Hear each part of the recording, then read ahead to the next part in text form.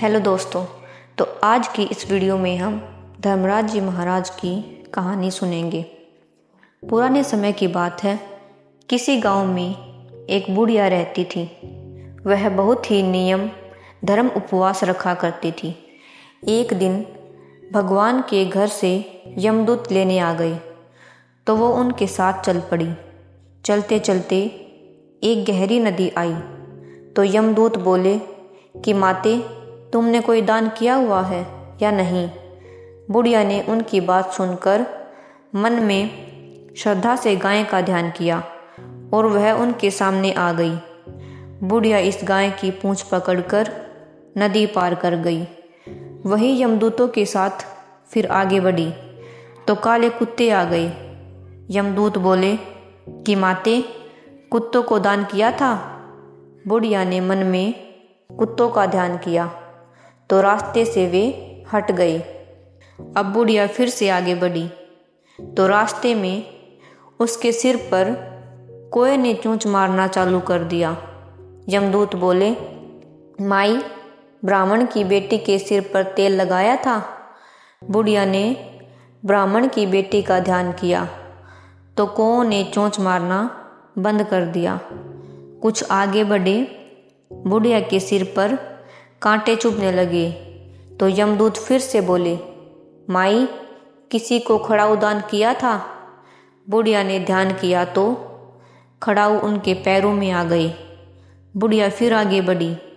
जब यमलोक लेकर गए तो चित्रगुप्त महाराज जी बोले, हे धर्मराज जी महाराज, बुढ़िया ने दान पुण्य तो बहुत किया, लेकिन आपकी ना तो कोई कहानी सुनी ना ही कोई दान पुण्य किया, तो मैं परम धाम का दरवाज़ा कैसे इनके लिए खोल दूं।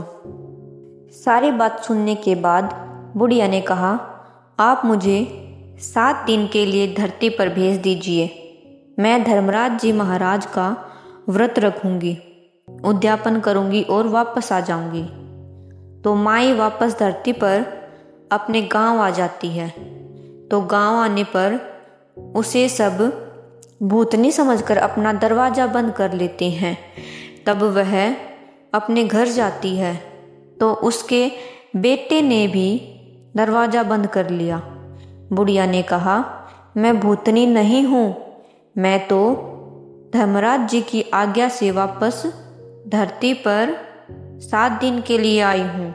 इन दिनों में मैं धर्मराज जी महाराज का व्रत करूँगी और उनका उद्यापन करके वापस चली जाऊंगी।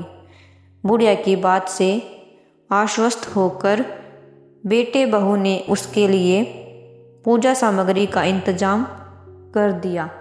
लेकिन जब बुढ़िया कहानी कहती तो वह हुकारा नहीं भरते। इससे बुढ़िया अपनी पड़ोसन को कहानी सुनाती और हुकारा भरवाती। 7 दिन की पूजा और उद्यापन के बाद धर्मराज जी ने बुढ़िया के लिए विमान भेज दिया।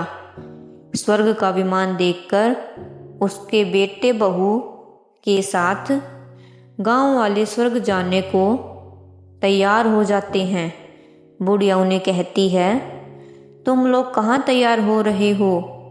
मेरी कहानी तो सिर्फ पड़ोसन ने सुनी है, इसलिए वही मेरे साथ जाएगी।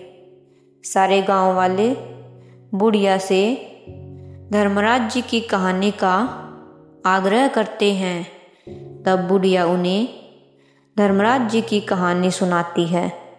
कहानी सुनने के बाद सभी विमान में बैठकर स्वर्गलोक चले जाते हैं। तब धर्मराज जी महाराज कहते हैं कि मैंने तो विमान सिर्फ बुढ़िया के लिए भेजा था। इस पर बुढ़िया कहती है कि हे धर्मराज जी महाराज, मैंने जो पुण्य किए हैं उनका आधा भाग गांव वालों को दे दीजिए। इस तरह धर्मराज जी गांव वालों को स्वर्ग में जगह दे देते हैं।